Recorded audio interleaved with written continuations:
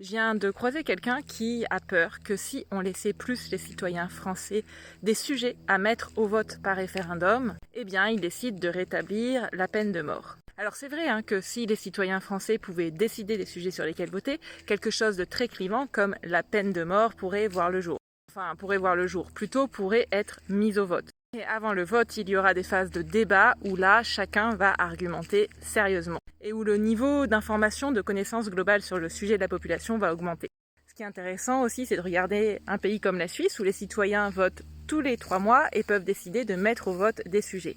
Et chez eux, eh bien justement, la peine de mort a été abolie par référendum en 1938, bien avant la France. Alors il y a d'autres pays aussi, comme l'Uruguay ou le Liechtenstein, proposent à leurs citoyens de mettre au vote des sujets, y compris pour modifier la Constitution. Et aucun de ces 11 autres pays n'a la peine de mort.